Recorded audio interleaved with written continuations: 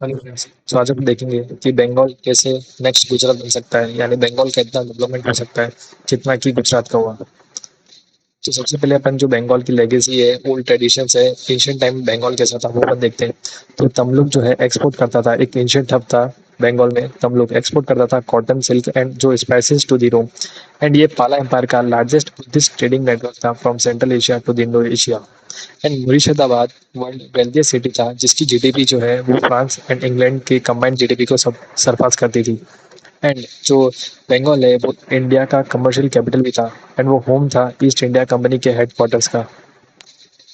अब अपन देखते हैं कि ये थीसिस जो है किसके अराउंड है। तो सबसे पहले बंगाल का नेचुरल एडवांटेज क्या है, उसका बे ऑफ बंगाल की कोस्ट लाइन एंड उसका जो रिवर नेटवर्क है वो, एंड द प्रॉक्सिमिटी, क्योंकि पास के जो सराउंडिंग नेशंस है जैसे कि Bangladesh, Myanmar, China and south east Asian countries, जो एक बंगाल को एक इंडिया का नेचुरल ईस्टर्न इकोनॉमिक इंजन बनाते हैं, जिससे अपन सर्विलेंस कर पाएंगे साउथ ईस्ट एशियन कंट्रीज को।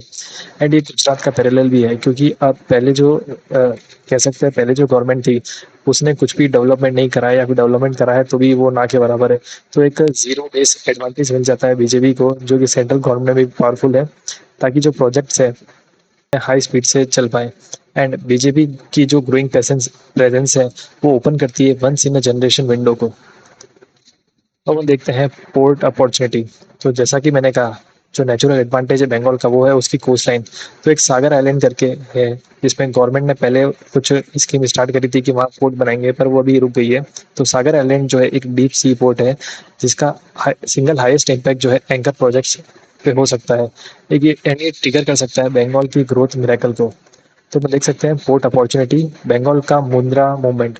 जैसे कि गुजरात में मुंद्रा पोर्ट है, वैसे ही बंगाल में एक नया पोर्ट स्टार्ट करना पड़ेगा अपन को, जो कि साउथ ईस्ट एशियन की कंट्रीज के लिए एक अपन कनेक्ट कर पाए उसको, सारी साउथ ईस्ट एशियन की कंट्रीज उससे कनेक्ट हो जाए, जो कि अपन बना सकते हैं सागर आइलैंड पे।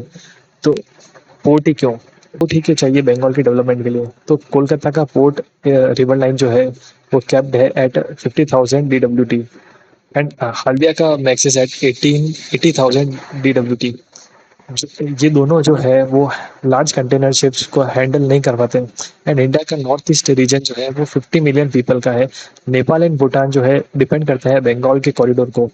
एंड किसी ने भी ये मॉडर्न डीप सी पोर्ट की जो प्रॉब्लम है उसे सॉल्व नहीं करा है। एंड इंडियन के जो कंटेनर्स है जो करंटली जो ट्रांसशिप करते हैं कोलंबिया एंड सिंगापुर से, वो कॉस्ट कर रहे हैं अपन को $200 मिलियन ईयर। एंड ये अवॉइडेबल फीस है। अगर अपन एक नया deep deep sea port develop कर लेते हैं बंगाल में, तो एक बहुत ही मैसिव अपॉर्चुनिटी ये है, जिसे अपन इनकैश कर पाएंगे। अब अपन सागर आइलैंड ही क्यों, सागर आइलैंड ही क्यों आइडल लोकेशन है, तो उसकी एक नेचुरल डेप्थ है, उसके पास एक रेल कनेक्टिविटी भी है, उसके पास लैंड अवेलेबिलिटी है, and river sea multi model भी है। एंड जो बंगाल में इतना डेवलपमेंट नहीं हुआ है, तो लैंड अवेलेबिलिटी भी गवर्नमेंट को आसानी से मिल जाएगा। तो अपन देखते हैं मुद्रा वर्सेस सागर। तो सागर जो पोर्ट है वो एक हब होगा, वो एक पावर हाउस होगा बंगाल के डेवलपमेंट का। तो ये सब कंपैरिजन है मुद्रा पोर्ट जो कि अडानी का है, विद सागर पोर्ट जो कि बन सकता है नॉर्थ ईस्ट एशियन कंट्रीज को कैप्चर करने के लिए। हम देखते हैं जियो पॉलिटिकल एडवांटेज होगा इंडिया के पास अगर वो बंगाल में एक डीप सी पोर्ट कंस्ट्रक्ट करते हैं। तो सबसे पहले अपन काउंटर कर सकते हैं चाइना के स्ट्रिंग ऑफ पर्ल्स को, बांग्लादेश का रीओरिएंटेशन कर सकते हैं, एंड एक्ट ईस्ट गेटवे, एक नॉर्थ एक ईस्ट एशियन कंट्रीज के लिए एक गेटवे तैयार कर सकते हैं, जिससे अपन सारी जो शिप्स है, सारी जो प्रोडक्ट जो कमोडिटीज है जो मूव हो रही है वेस्टर्न साइड में, वो सारा अपन मॉनिटर और इन्फ्लुएंस कर पाएंगे। अब हम देखते हैं north east India and the chicken next corridor. तो चिकन नेक्स कॉरिडोर एक बहुत ही मैसिव प्रॉब्लम है, जिसे सिलगुरी कॉरिडोर भी है। एंड ये एक स्ट्रेटेजिक एक वर्नेबिलिटी है। एक सिलगुरी कॉरिडोर जो है वो 22 किलोमीटर वाइड लैंड है, एक ब्रिज है, क्योंकि जो चाइना है वो बार बार चिकन नेक्स प्रॉब्लम, एंड जो बांग्लादेश है, ये दो जो कंट्रीज है वो बार बार उस पर इन्फ्लुएंस डाल रही है, वो इंडिया को तोड़ने की कोशिश कर रही है। तो अगर बे ऑफ बंगाल में एक डीप सी पोर्ट बन सकता है, डीप सी पोर्ट बनेगा, तो बहुत ही ज्यादा अपन इन्फ्लुएंस कर पाएंगे चाइना और बांग्लादेश को। And the maritime alternative, Kolkata का सागर पोर्ट बनेगा, वो maritime route provides alternative supply chain for the north east India, reducing dependencies on the chicken necks for essential goods. अगर चिकन नेक्स में कभी प्रॉब्लम आई, तो जो बे ऑफ बंगाल का जो पोर्ट है वो एक कह सकते हैं अपन एक ऑल्टरनेटिव सप्लाई चेन प्रोवाइड कराएगा नॉर्थ ईस्ट इंडियन स्टेट्स को। The BJP opportunity building from the zero. अगर मैं पॉलिटिकल विंडो देखूं तो अगर बे ऑफ बंगाल में भी जो है बीजेपी की एंड द सेंट्रल गवर्नमेंट है वो भी बीजेपी की है, तो जो डेवलपमेंट है वो बिना किसी ब्लॉकेज के स्टार्ट हो सकता है। एंड जो डीप सी पोर्ट है वो एक मैसिव अपॉर्चुनिटी क्रिएट कर एंड एक जीरो बेस्ड एडवांटेज है। Labour agitation of 70s to 90s no longer applies to greenfield sites south of Kolkata. Youth unemployment है, लार्ज यूथ अनएम्प्लॉयमेंट है, तो लो कॉस्ट में वर्कर्स भी मिल जाएंगे। कोई लेगेसी इंफ्रास्ट्रक्चर नहीं है जिसे वापस से तोड़ना पड़े और नया बनाना पड़ेगा। Centre can gazette Sagar as major port under 2021 act, no state sign off needed.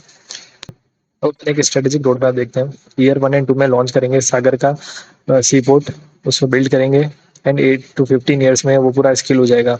And ये अपन को कनेक्टिविटी प्रोवाइड करेगा नॉर्थ ईस्ट एशियन कंट्रीज से।